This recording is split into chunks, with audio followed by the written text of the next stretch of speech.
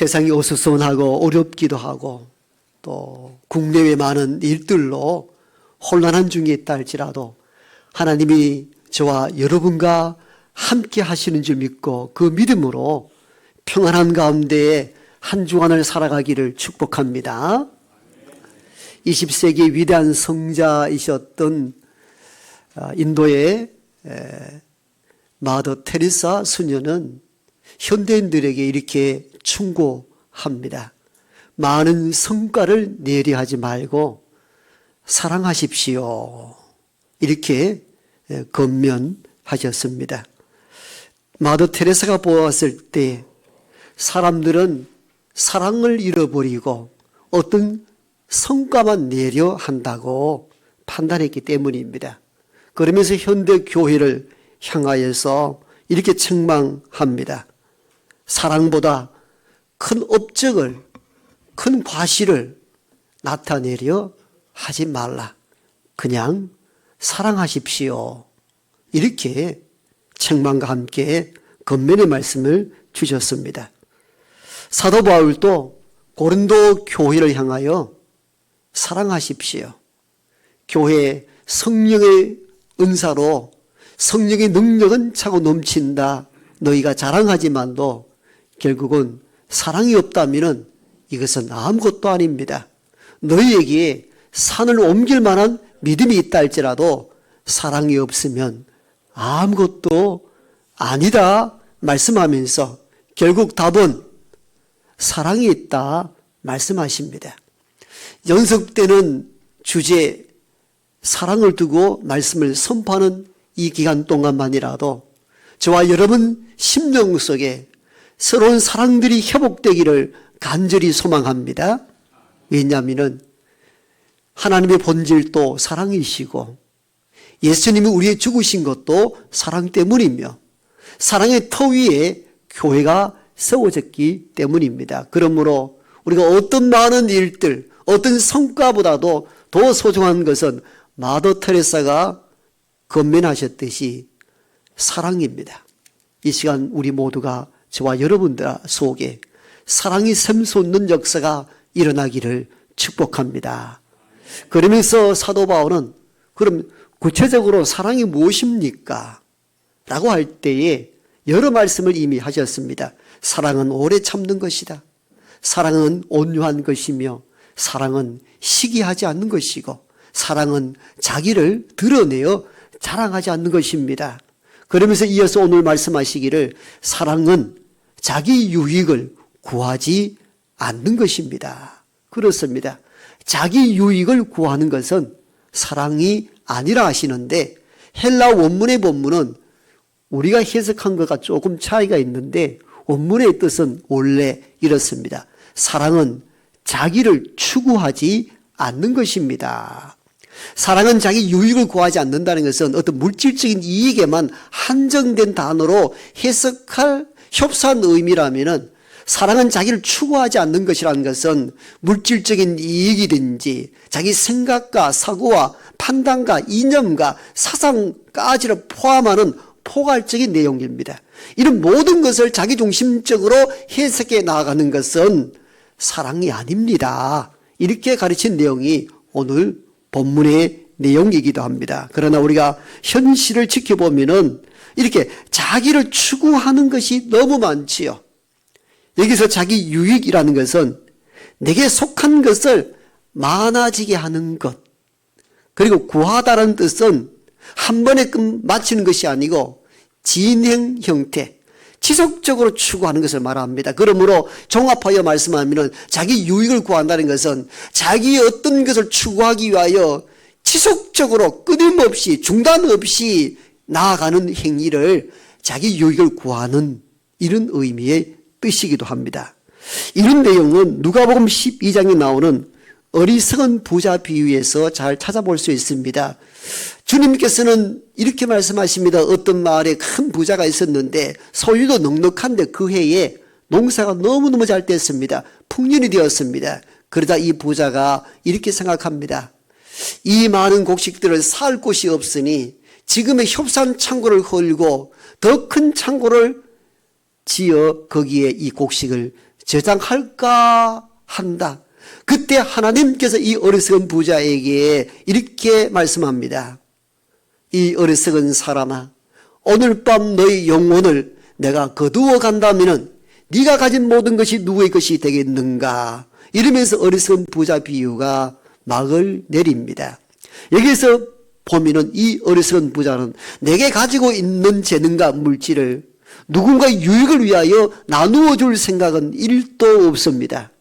그의 생각은 오직 자기 유익을 채우는데 급급하고, 모으면 또 모으고, 창고가 적으면 더 큰 창고를 헐어서 쌓으려는 경향성을 보이는데, 이 부분이 오늘 바울이 지적한 내용과 동일합니다. 이것이 바로 자기 유익을 추구하는 것, 자기를 추구하는 것이라 이렇게 말씀을 합니다. 성경에도 보면요, 자기 있는 것 위에 더 많이 쌓으려는 자기 유익을 위하여 일생을 살아가는 사람들의 단편을 찾아볼 수가 있는데요. 열왕기상 21장에 보면은 북이스라엘의 가장 악한 왕 아합에 대한 이야기를 다루고 있습니다.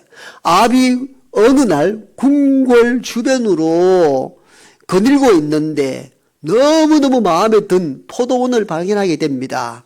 그래서 포도원 주인을 찾아갔습니다. 그 땅을 나에게 줄 수 없느냐고. 공짜로 달라는 건 아니다. 이것보다 더 좋은 땅을 너에게 줄 테니까 그 땅을 좀 달라 하는데, 그리고 더 필요하다면 돈도 넉넉히 주겠다고 요청했지만도 끝내 포도원 주인 나봇은 거절합니다. 거절하는 이유가 분명합니다. 하나님께서 우리 조상들에게 부여한 땅을 임의대로 팔 수 없다는 것입니다. 구약의 12지파에게 땅을 분배했을 때는 원칙이 있었습니다. 땅은 부족 간에 거래를 할 수 없도록 만들었습니다. 거래하게 될 경우는 어떤 현상이 벌어집니까? 큰 지파가 작은 지파를 잡아먹을 수 있는 위기에 처할 수 있기 때문입니다. 그러므로 12지파라는 공동체가 깨어질 수 있기 때문에 하나님이 엄격하게 율법으로 금지했습니다. 사고파는 행위를 금하도록 만들었습니다. 왜? 땅은 하나님의 것이기 때문입니다. 그래서 이 나봇이라는 사람이 하나님의 율법에 의하여서 이 땅을 임의대로 팔 수가 없습니다.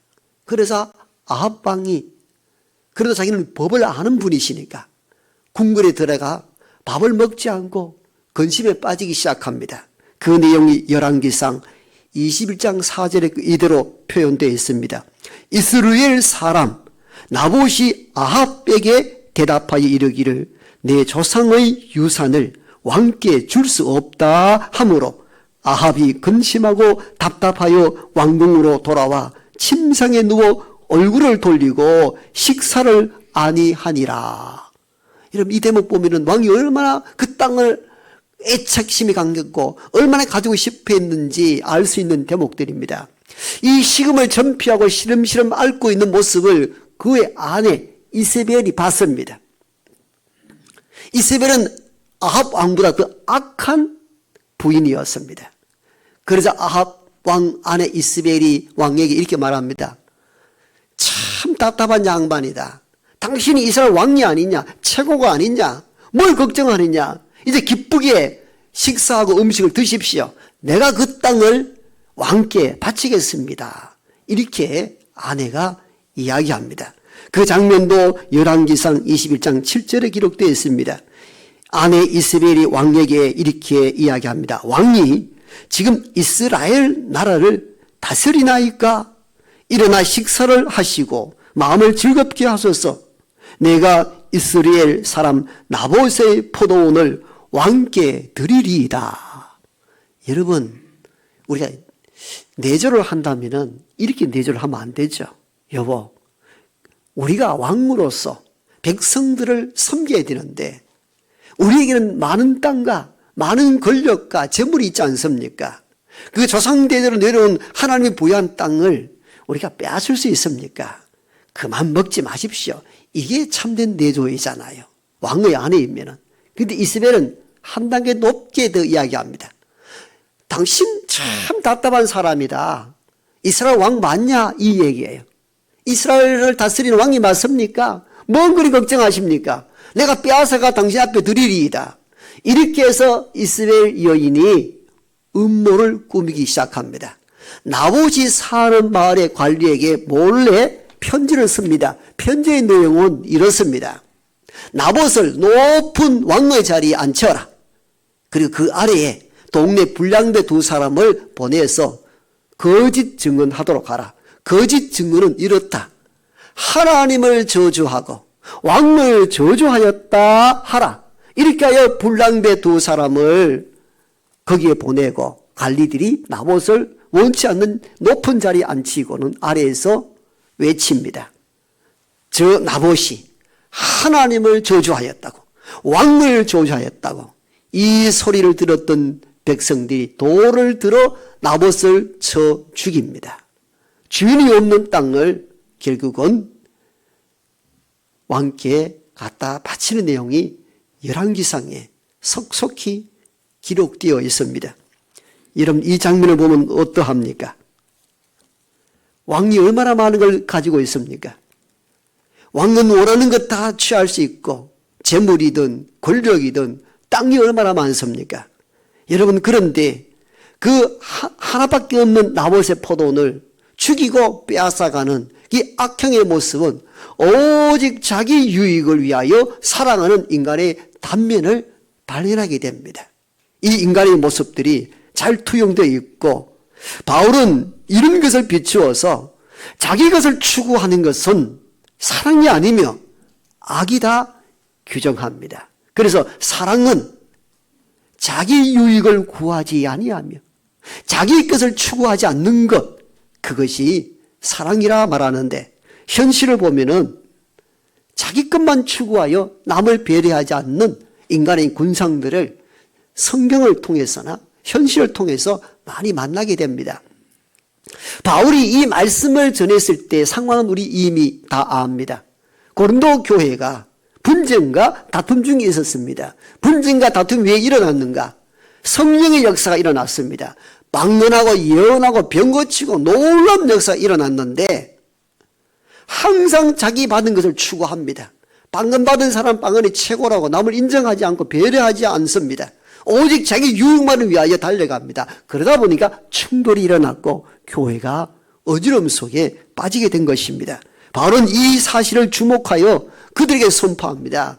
여러분, 산을 옮길 만한 믿음이 있다 할지라도 사랑이 없으면 아무것도 아닙니다. 여러분 자신을 불태우고 헌신하고 희생한다 할지라도 사랑이 없으면 아무것도 아닙니다. 사랑하십시오. 사랑이 무엇입니까? 사랑은 자기 유익을 구하지 않는 것입니다. 자기를 추구하지 않는 것입니다. 이건 사랑이 아닙니다. 이렇게 말씀했던 것입니다. 오늘 이 시대에도 너무 필요한 말씀입니다. 오늘 이 시대를 바라보십시오. 다 자기 유익만을 생각하죠. 자기 중심적으로 모든 것을 이끌어 가려 합니다.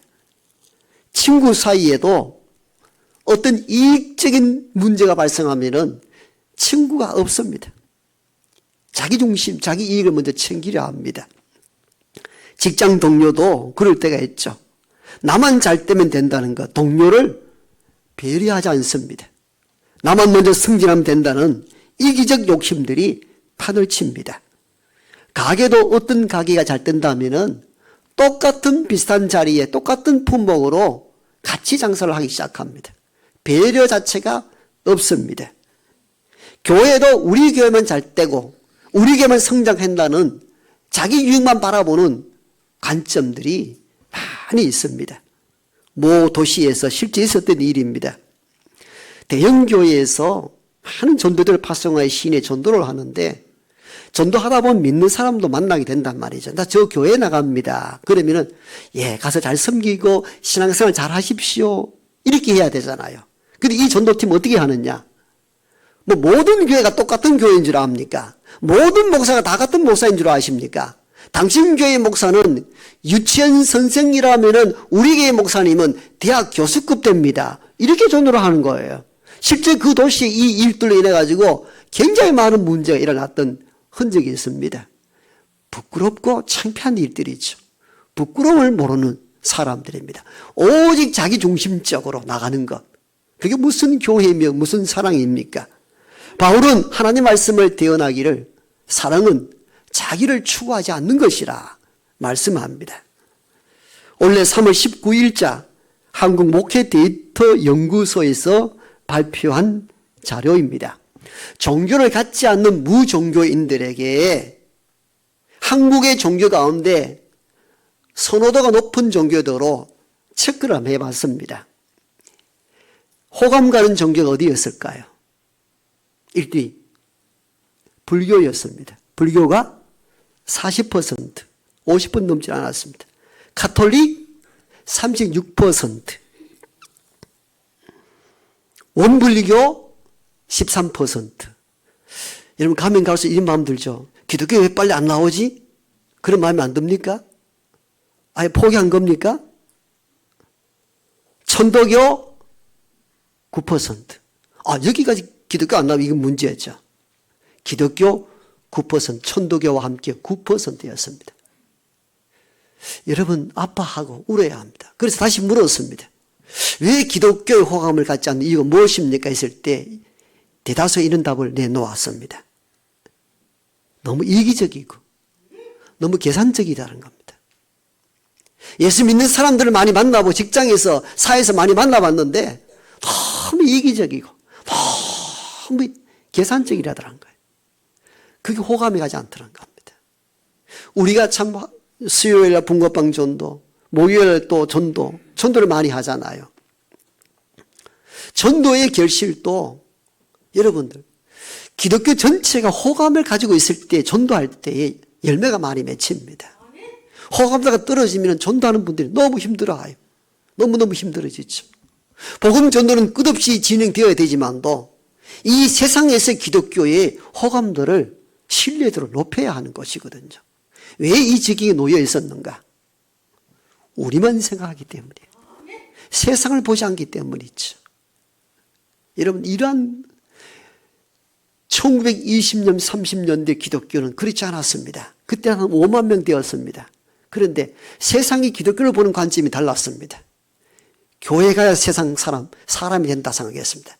교회 가야 인간이 된다 생각했습니다. 믿지 않는 가정들도 오랫동안 불교 유기에 빠진 부모들도 우리 때에는 바꾸지 못하지만도 내 자식만큼은 예수 믿어 인간다운 삶을 살도록 교회를 보냈습니다.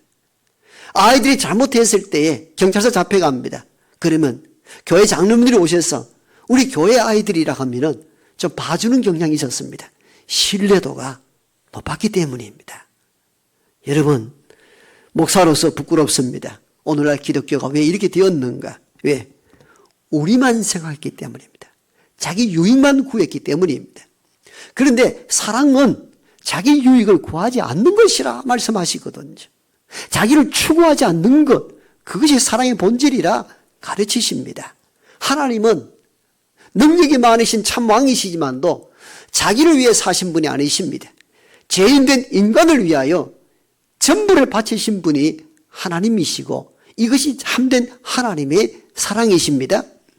많은 사람들 죄를 범하고 회개치 아니하고 엉뚱한 길을 갈 때에 단번에 죽이지 아니하시고 구약 성경을 읽어보면 많은 선지자를 보냈습니다. 수없이 많은 선지자를 보냈습니다. 회개하라고, 돌이키라고, 인간답게 살아가라고, 하나님께 돌아오라고. 그런데 그 많은 사람들은 선지자들 뺨을 때리고 구덩이에 쳐놓고 죽이려 했습니다. 그 말을 듣지 아니하였습니다. 이제 멸망시키도 당연할 터인데 하나님은 다른 방식을 취합니다. 선지자가 아닌 내 아들을 보내면 이들이 내 말을 들을 것 아닌가 해서 아들 예수 그리스도를 보냈음에도 불구하고 그들은 아들 예수 그리스도를 저 십자가에 못 박아 죽여버립니다. 이게 하나님의 사랑 방식이었습니다. 끝없이 내어주고 끝없이 내어주는 것. 그래서 요한복음 보면 하나님의 세상을 이처럼 사랑하사 독생자를 주셨으니 이런 저를 믿는 자마다 멸망치 않고 영생을 얻게 하려 하심이라. 여러분 놀라운 말씀을 주시잖아요. 왜 이 말씀을 하십니까? 하나님은 자기를 위한 것이 아니라 우리 인간을 위한 사랑을 하셨다는 겁니다. 그래서 이처럼 사랑하셨다 하신 것이죠. 오늘 우리는 이 하나님의 참된 사랑, 나를 위한 것이 아니라 누구를 위한, 타자를 위한, 유익을 위하여 살아가는 이 모습을 배워야 합니다. 성경에 보면 이렇게 산 사람들이 있어요. 사도행전 10장에 보면은요, 이방인 백부장 고넬료 이야기가 기록되어 있는데요.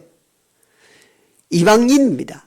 같은 유대인이 아닙니다. 그리고 로마에서 파송된 군인이며 100명의 군사를 거느릴 수 있는 위치에 있는 지휘관인데, 그러니까 유대 민족을 다스리기 위하여 파송된 로마 군인인데, 그 본문에 보면은 이 고넬료는 하나님을 경외하고 백성을 많이 구제하였다, 이렇게 기록되어 있습니다. 그 백성이 누굽니까? 식민 지배에 놓여 있는 유대 백성들을 구제했다는 겁니다.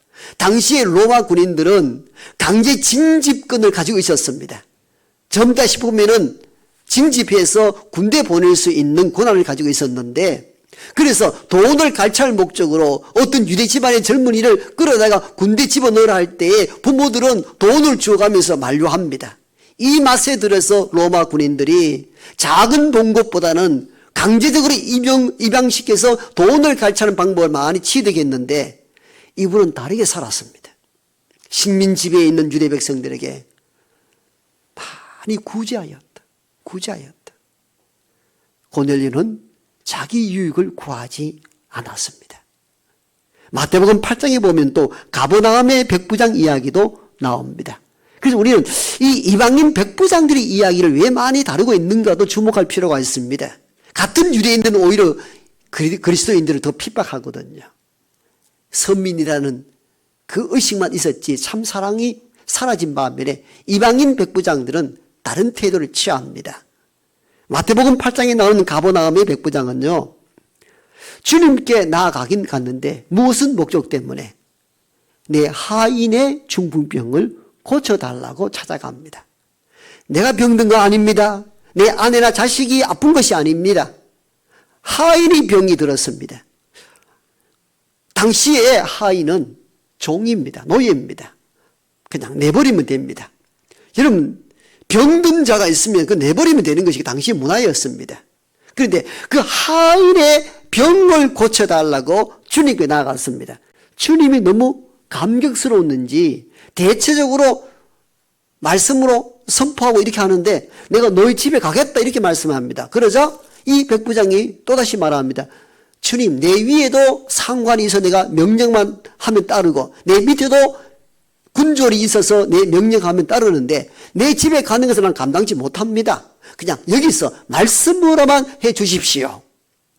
주님이 더 깜짝 놀라가지고 이스라엘 중에서도 이만한 믿음을 찾아본 일이 없다. 너 믿음대로 될지어다. 그러자 집에 있던 하인의 병이 나았다 기록하고 있습니다. 우리는 병이 나았다는 이 대목만 주목할 것이 아니라 이 백부장이 남의 유익을 위해 일하는 이 모습을 보셔야 된다, 그 말입니다. 나를 위한 것이 아니었습니다. 내 가족을 위한 요청도 아니었습니다. 병들면 버릴 수 있는 하인을 좀 고쳐달라고, 내 하인이 중풍병 들려 죽어가고 있으니 좀 고쳐달라고. 여러분, 얼마나 귀한 일들입니까? 자기 유익을 구하지 아니하고 남의 유익을 구했던 인물이 백부장이었습니다. 주님은 이 믿음을 귀하게 보시고 기적을 베푸신 것입니다. 그런 반면에 현대인들 모습들을 한번 보십시오. 오직 자기 유익만 위해 달려가잖아요. 앞에서 잠시 설명드렸다시피 가게가 잘 뜬다 하면은 그 옆에 똑같은 가게를 만들어가지고 똑같이 경쟁하고 죽든 살든 막 덤빈다고 하잖아요. 지금 세계 경제는 유대인들이 대부분 장악하고 있는데, 유대인들은 상술이 발달하였고 부지런하고 지혜가 있어서 무엇을 하든지 사업 성공을 다 일으킨다고 합니다. 그런데 유대인이 어떤 민족하고도 붙어서 다 이길 수 있는데 한 민족만큼은 피한다고 합니다. 그런 우리나라 민족들. 유대인이 가게에 잘 뜬다면은 옆에 가게를 한국인들이 세운다 그래요. 그러면 무슨 일을 통해서든지 유대인이 상술이 발달해 이길 수 있는데 한국인들이 오면은 피해 간다 그럽니다. 그 물었다 그래요. 왜? 우스갯소리인지 진실인지 모르지만도 가설적인 얘기는 맞는 것 같아요. 한국인들이 오면은 네 죽고 내 죽자식으로 사업을 한다는 거예요. 그러면 이 감당이 안 된다는 거예요. 네 죽고 내 죽는데 뭐 어떤 사업이 됩니까? 경쟁적으로 하면 이길 수 있는데 네 죽고 내 죽자식으로 덤비는 데는 감당이 안 되더라는 겁니다. 유대인들은 한국인들 상계가 들어오면은 자발적으로 멀리 가버린다고 합니다. 어찌면 우리의 모습을 보여주는 뜻에서 씁쓸하기도 합니다. 이런 것은 성공도 아니고 사랑도 아닙니다. 어떤 일본 그리스도인에 대한 이야기를 잠시 나눌까 합니다. 병이 들어서 예수를 만나서 회복이 되었습니다.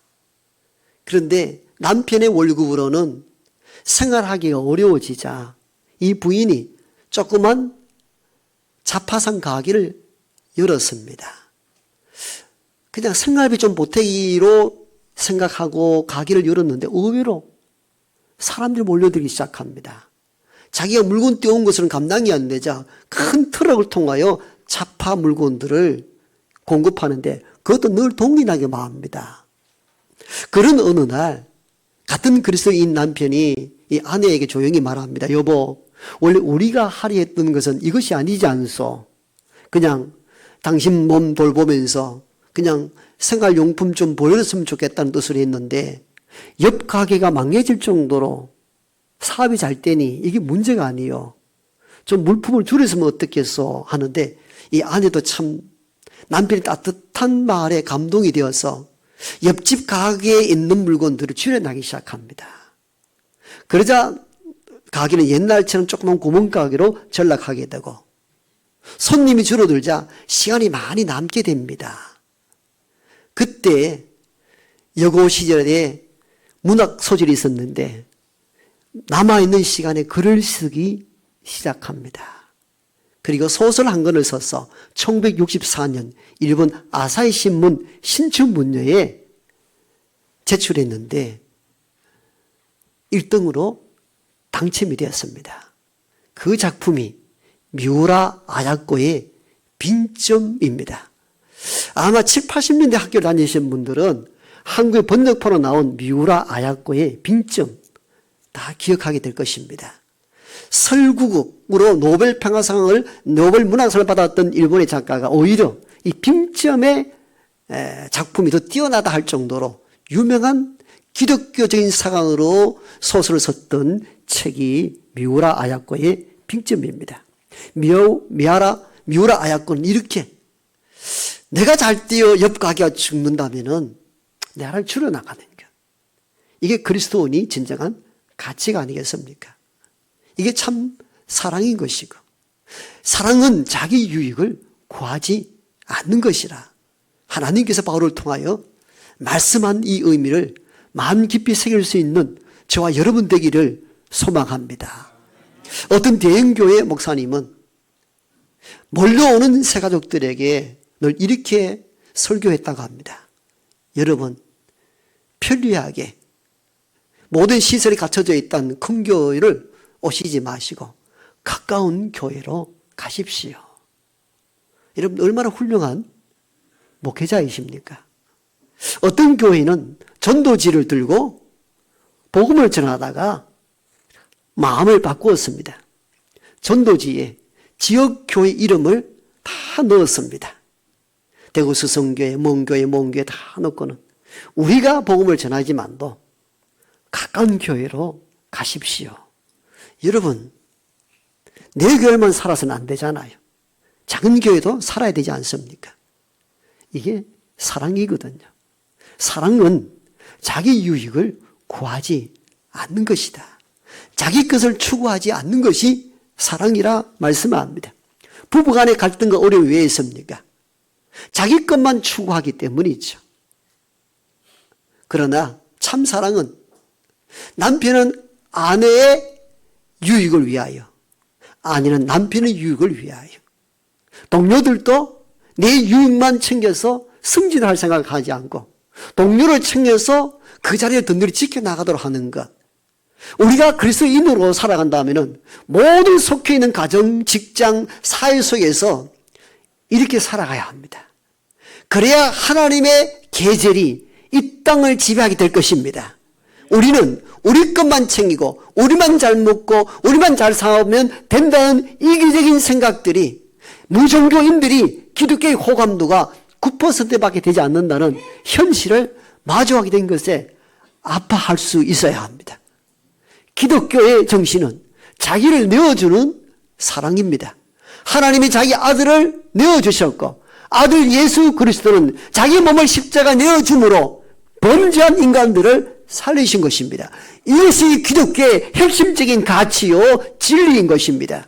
그런데 우리는 어찌하여 그 하나님의 본질적인 사랑을 놓쳐버리고 자기를 위하여 자기 유익을 위하여 살아간단 말입니까? 바울은 이를 향하여 고린도 교회에 강력히 요청했던 것입니다. 여러분들이 산을 옮길 만한 믿음이 있다 할지라도 사랑이 없으면 아무것도 아니라고.